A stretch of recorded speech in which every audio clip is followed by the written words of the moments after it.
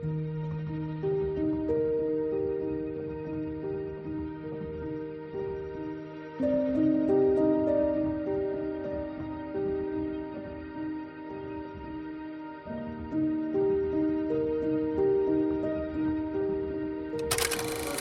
Back to my YouTube channel.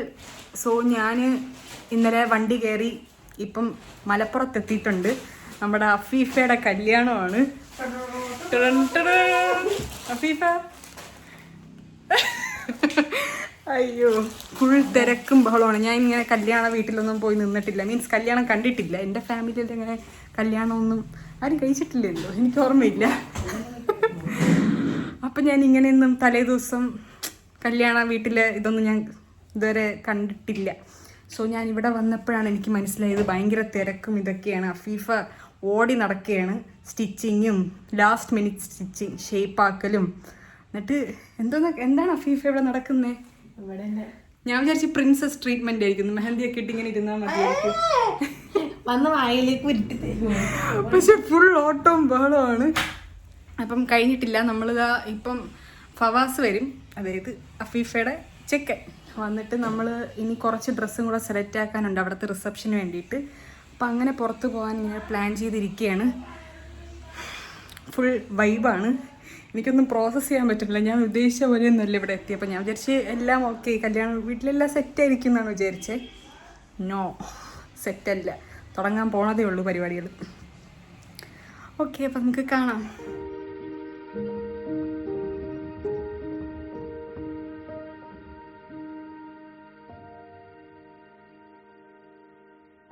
So അങ്ങനെ കുറച്ചൊരു gap കിട്ടിയപ്പോഴേക്കും അഫീഫയുടെ അനിയത്തി എനിക്ക് മെഹന്തി ഇട്ടുന്നിട്ടുണ്ടായിരുന്നു.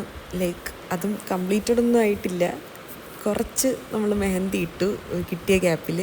പിന്നെ അതിനിടയ്ക്ക് അഫീഫ ഡാൻസ് പഠിക്കുന്നുണ്ടായിരുന്നു. അവരെ ഫ്രണ്ട്സൊക്കെ ഇന്ന് ഡാൻസ് കളിക്കുന്നുണ്ട്. അപ്പോൾ അതിൻ്റെ ഇടയ്ക്ക് പോയി 2 സ്റ്റെപ്പ് ഇടാൻ വേണ്ടിയിട്ടുള്ള ഡാൻസ് പ്രാക്ടീസാണ് ഇവിടെ നടക്കുന്നത്. അതിനാ പറഞ്ഞാൽ പോലെ എന്തിനാ കേൾപ്പിച്ചു. Madam hi.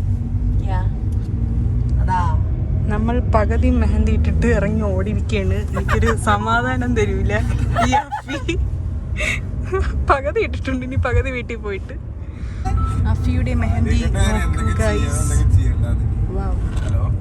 അങ്ങനെ നേരെ ഫുഡ് കഴിക്കാനായിരുന്നു പോയിട്ടുണ്ടായിരുന്നത് ആദ്യം തന്നെ.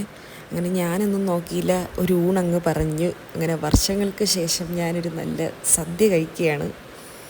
അടിപൊളിയായിരുന്നു.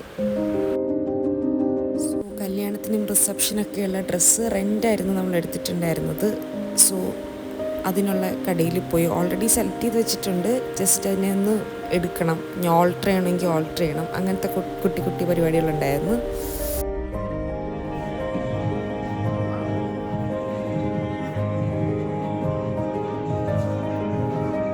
എനിക്കും വേണം.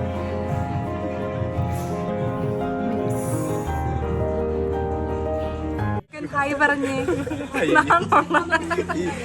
കല്യാണ ചെക്കൻ്റെ ഫ്രണ്ട്.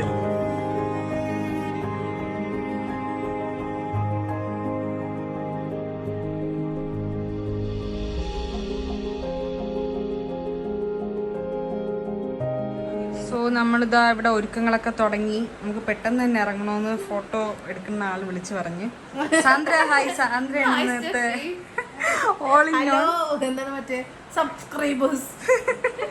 അവളാണ് എല്ലാവർക്കും ഒരുക്കി കൊടുക്കണത്. സാന്ദ്ര ബ്യൂട്ടീഷ്യൻ. അപ്പൊ നമ്മുടെ ബ്രൈഡിനെ ബ്രൈഡിനെയാണ് ലാസ്റ്റ് ഒരുക്കിക്കൊണ്ടിരിക്കണം. നമ്മളെല്ലാം ഒരുങ്ങി. ബ്രൈഡ് കണ്ണ് തുറന്ന് ഇങ്ങോട്ട് നോക്കഫി. ലെൻസ് അവിടെ തൊടുമ്പോ ഉള്ളിൽ എന്തോ ഒരു അപാകത വരുന്നുണ്ട്, അതായി പറയണത്. അവിടെ നിന്ന് ചാവണ്ട ഇരുന്നിട്ട്.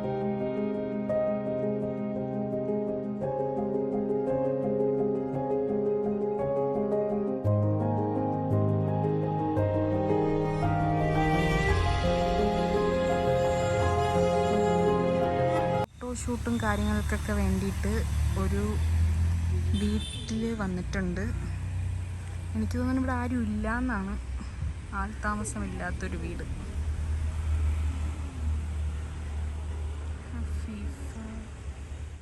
സോ ഇതാണ് എൻ്റെ ഔട്ട്ഫിറ്റ്.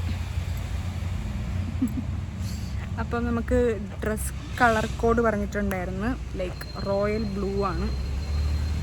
സോ എല്ലാവരും റോയൽ ബ്ലൂ കാര്യങ്ങളൊക്കെയാണ് ഇട്ടിരിക്കുന്നത്. ചെറിയൊരു മഴയുടെ ഒരു ഇതുണ്ട്, മേ ബി മഴ പെയ്യുമെന്ന് തോന്നുന്നുണ്ട്. ക്യാമറമാൻ ഇതുവരെ വന്നിട്ടില്ല.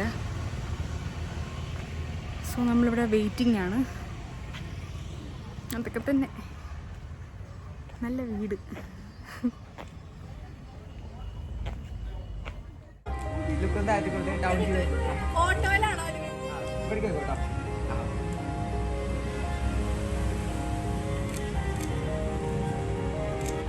ഫാം ഡി ഫ്രണ്ട്സ് ആണ്. ഹായ് നാജി.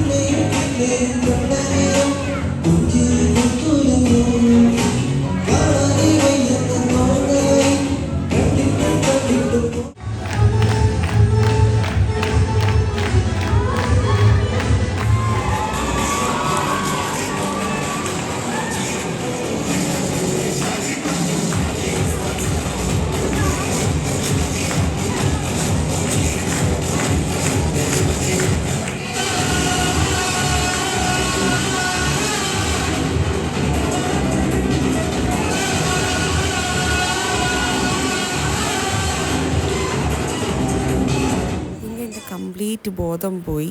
ഒരു ലഡ്ഡു കഴിച്ച് വീട്ടിൽ പോയി ഡ്രസ്സും മാറി പിന്നെ അങ്ങ് കിടന്നുറങ്ങി. So day 2. അപ്പം നമ്മൾ എല്ലാവരും റെഡിയായിട്ട് ഇറങ്ങി. എല്ലാവരും ഫോട്ടോഷൂട്ട് കാര്യങ്ങളിലൊക്കെ പോയിരിക്കുകയാണ്. ഞാൻ പോയിട്ടില്ല. ഞാനും എൻ്റെ കുറച്ച് ഫ്രണ്ട്സും ഇവിടെ തന്നെയുണ്ട്. ഡയറക്റ്റായിട്ട് ഓഡിറ്റോറിയത്തിൽ പോകാമെന്ന് വിചാരിച്ച്. ഇന്നലെ രാത്രി എനിക്ക് എന്താണെന്ന് ഓർമ്മയില്ല. ഇവിടെ വന്ന് കണ്ണടച്ച് പിന്നെ നടന്ന സംഭവം, ഇവരൊക്കെ 2-2:30 ആയെന്ന് തോന്നുന്നു ഉറങ്ങിയപ്പോഴേക്കും. എനിക്കൊന്നും ഓർമ്മയില്ല, ഞാൻ അങ്ങ് ഉറങ്ങിപ്പോയി. ഒരു 12 മണിയൊക്കെ ആയെന്ന് തോന്നുന്നു ഉറങ്ങിയപ്പം.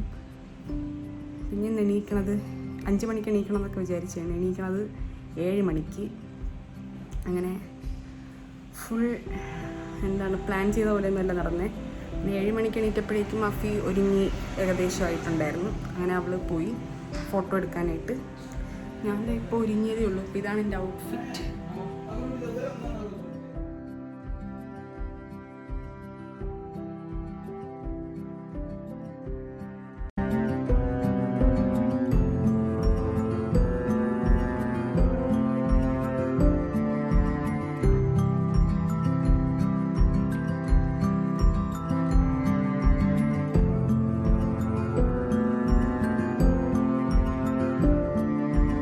ഈ സ്വർണ്ണാഭരണങ്ങൾ മഹർ സ്വീകരിച്ച് നിനക്കു ഞാൻ വിവാഹം ചെയ്തു തന്നു, ഹലാലായ ഭാര്യയാക്കി അനുവദിച്ചു തന്നു.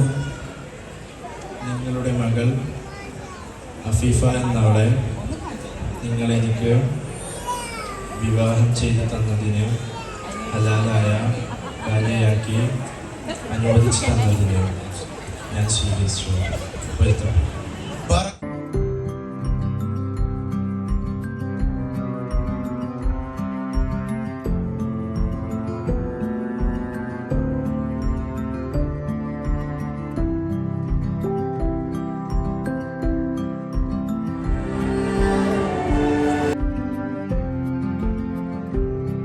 അങ്ങനെ ഫുഡും കാര്യങ്ങളൊക്കെ കഴിച്ചിട്ട് ഞാൻ അപ്പം തന്നെ അവിടെ നിന്ന് ഇറങ്ങിയിട്ടുണ്ടായിരുന്നു.